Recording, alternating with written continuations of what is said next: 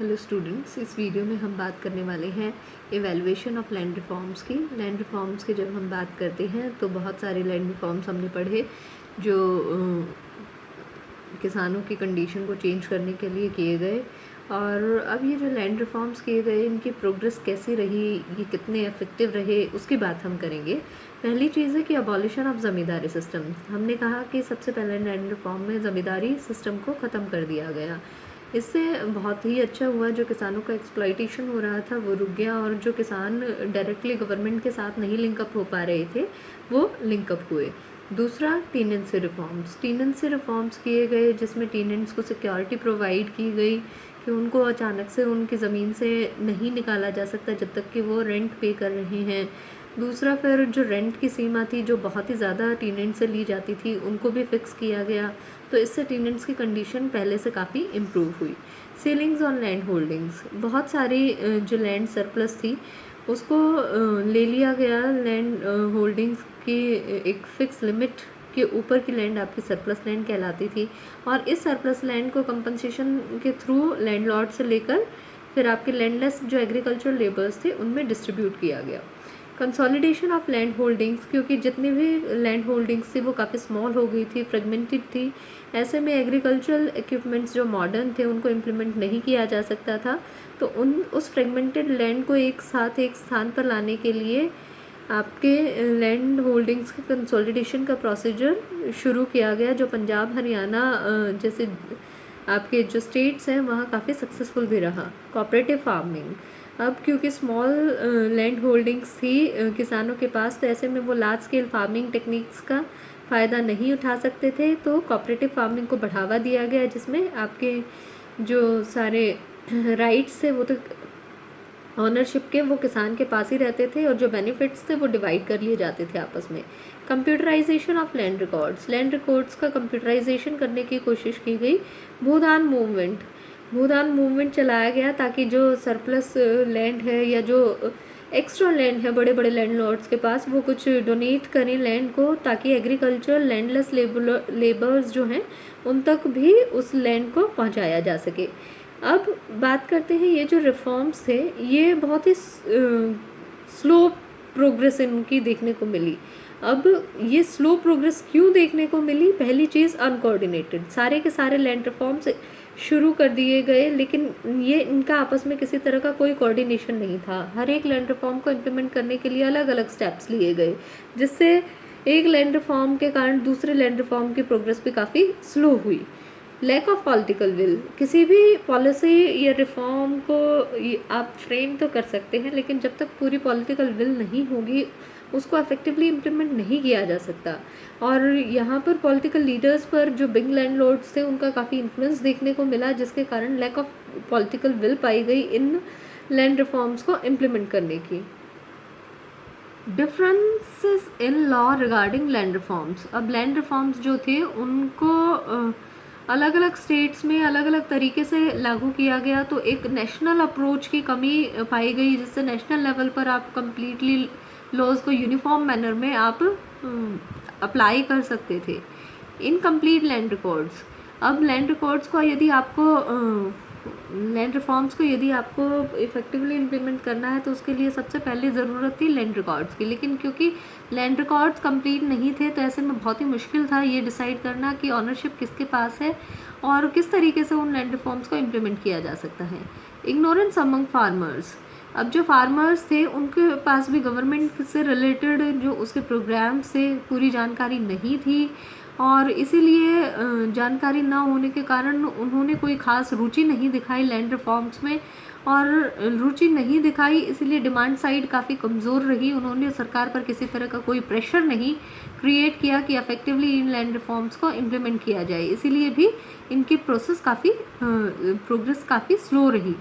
Defective laws regarding land reforms, अब जितने भी लॉज फ्रेम किए गए लैंड रिफॉर्म को लेकर वो कहीं ना कहीं उनमें कुछ ना कुछ डिफेक्ट्स देखने को मिले, जिसके कारण उनकी जो इम्प्लीमेंटेशन था, जो प्रोग्रेस थी वो स्लो रही। जैसे ज़मींदारी सिस्टम में भी ज़मींदारों को काफ़ी टाइम मिल गया कि वो इन लॉज से बचने के अलग अलग तरीके ढूंढ सकते थे।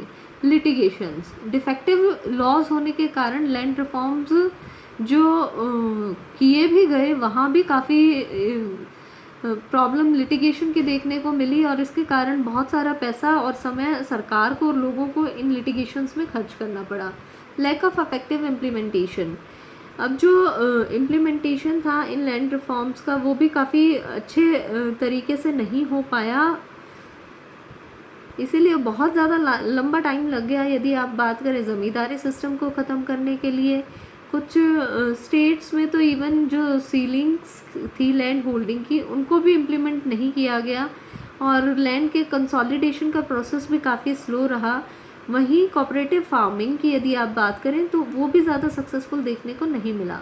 लैक ऑफ फाइनेंस, क्योंकि जो लैंडलेस लेबर्स थे उनको राइट असाइन करने की कोशिश की गई ज़मीन की, भूमिदार उनको बनाने की कोशिश की गई, लेकिन उनके पास जो इकोनॉमिक रिसोर्सेज थे वो काफ़ी नहीं थे और इसके कारण उनको बहुत सारे प्रॉब्लम्स आई लैंड को इम्प्रूव करने में, प्रोडक्शन को इम्प्रूव करने में, कल्टीवेशन में, और उनको जो फ्रूट्स मिलने चाहिए थे इन लैंड रिफॉर्म्स के वो नहीं मिल पाए due to lack of finance और इकोनॉमिक रिसोर्सेज। सजेशंस की बात करें कि क्या क्या सजेशंस हो सकते थे लैंड रिफॉर्म्स को सक्सेसफुल बनाने के लिए, क्या किया जा सकता है। सबसे पहली चीज़ है कि आपका जो एडमिनिस्ट्रेशन है वो एफिशिएंट होना चाहिए, क्योंकि जब भी कोई पॉलिसी बनाई जाती है या रिफॉर्म्स इम्प्लीमेंट करने की कोशिश की जाती है तो एडमिनिस्ट्रेटिव मशीनरी के कंधों पर उसका बोझ आता है और जितनी एफिशिएंट एडमिनिस्ट्रेशन होगा स्टेट लेवल पर, डिस्ट्रिक्ट लेवल पर, तहसील लेवल पर, उतने ही अच्छे से इन लॉज को, इन रिफॉर्म्स को लागू किया जा सकता है। तो जो गवर्नमेंट ऑफिशियल्स हैं उनको कंप्लीट नॉलेज होना चाहिए सारे रिफॉर्म्स का और उनके अंदर एक विल होनी चाहिए उसको अच्छे से इम्प्लीमेंट करने की और किसी तरह का उनके ऊपर कोई पॉलिटिकल प्रेशर देखने को नहीं मिले। तो आप कह सकते हैं कि लैंड रिफॉर्म्स को सक्सेसफुली इम्प्लीमेंट किया जा सकता है। फिर दूसरा है कि सिंप्लीफाइंग लीगल प्रोविजंस, जितने भी लीगल प्रोविजंस हैं लैंड रिफॉर्म से रिलेटेड उनको सिंपल से सिंपल किया जाना चाहिए। स्पेशल कोर्ट्स इस्टेब्लिश किए जाने चाहिए जो इस तरह के मैटर्स को हैंडल करें और स्पीडी और इकोनॉमिक हैंडल करना चाहिए इन कोर्ट्स के थ्रू, ताकि जो लोग हैं उनके टाइम और मनी दोनों को सेव किया जा सके। Up to date land records, सबसे पहली ज़रूरत क्या है कि लैंड रिकॉर्ड्स अपडेट होने चाहिए, क्योंकि जब तक हमें ये नहीं पता है कि ऑनरशिप राइट्स किसको असाइन किए गए हैं, किसके पास कितनी ज़मीन है, तब तक इन लैंड रिफॉर्म्स को हम कम्प्लीटली लागू नहीं कर सकते।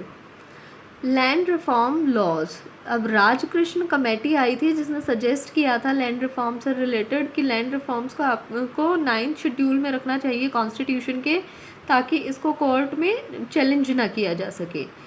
तो लैंड रिफॉर्म लॉज को बहुत ही ध्यान से आपको अप्लाई करना होगा। फैसिलिटी ऑफ फाइनेंस, अब जो प्रॉब्लम थी वो गरीब किसानों को फाइनेंस की प्रॉब्लम काफ़ी फेस करने को मिल रही थी, तो उनको credit facilities, economic facilities provide करी जानी चाहिए एट कंसेशनल रेट्स, ताकि वो अपनी लैंड को प्रॉपरली यूटिलाइज कर सके। Efficient implementation of land reforms, जितना भी लैंड रिफॉर्म्स हैं उनको एफिशिएंटली और इफेक्टिवली इम्प्लीमेंट करना होगा। ये नहीं है कि आज लैंड रिफॉर्म आ गया है तो वो पता नहीं कितने टाइम में आपके इम्प्लीमेंट किया जाएगा। एक टाइम बाउंड प्रोग्राम सेट करने की ज़रूरत है। पब्लिसिटी ऑफ लॉज, जितने भी लॉज हैं आपके लैंड रिफॉर्म से रिलेटेड उनको आपको पब्लिसिटी प्रोवाइड करनी होगी, ताकि जो विलेजर्स हैं उनको भी इसके बारे में जानकारी मिले और पुअर पीजेंट्स अपने राइट्स को जानकर उनको प्राप्त करने की कोशिश करें। इसके लिए डिफरेंट लैंग्वेजेस में इन लॉज को पब्लिश किया जा सकता है और ब्लॉक डेवलपमेंट ऑफिशियल्स या ग्राम सेवक्स के थ्रू इनको डिस्ट्रीब्यूट किया जा सकता है। Speedy distribution of surplus land, अब जो सरप्लस लैंड ली गई है आपके किसानों से जिनके पास लैंड सीलिंग से ज़्यादा लैंड थी, तो वहाँ पर उसको जो पुअर और लैंडलेस फार्मर्स हैं उनमें डिस्ट्रीब्यूशन का प्रोसीजर भी काफ़ी स्पीडली इम्प्लीमेंट होना चाहिए। विलेज सोसाइटीज़, अफेक्टिव इम्प्लीमेंटेशन यदि आपको करना है लैंड रिफॉर्म्स का तो विलेज सोसाइटीज़ को साथ लेकर चलना होगा और ऐसे लोग जो रिसीव करना चाहते हैं लैंड रिफॉर्म्स के बेनिफिट्स को, उनको एक मेंबर की तरह इनरोल करना होगा इन सोसाइटीज़ में। और इन सब अफेक्ट्स को यदि आप प्रॉपरली इम्प्लीमेंट करेंगे तो लैंड रिफॉर्म्स को काफ़ी अच्छे से सक्सेसफुली इम्प्लीमेंट किया जा सकता है। Land reforms in 12th 5 year plan की बात करें, लैंड रिफॉर्म्स को आपके सेपरेटली डिस्कस नहीं किया गया 12th 5 ईयर प्लान में, लेकिन कुछ पॉइंट्स पर स्ट्रेस दिया गया जो लैंड रिफॉर्म से रिलेटेड हैं। पहली चीज़ कि लैंड रिकॉर्ड्स को मॉडर्नाइज करने पर फोकस किया गया, जिसके लिए national authority for computerisation of land records and state authorities for computerisation of land records को इस्टेब्लिश करने के लिए प्रपोजल दिया गया। फिर दूसरी तरफ ग्राम सभास को ज़्यादा पावर देने की कोशिश की गई ताकि जो मार्जिनलाइज्ड सेक्शन है आपके सोसाइटी, उन तक जो लैंड पहुंचाई जाए उसको प्रोटेक्ट किया जा सके।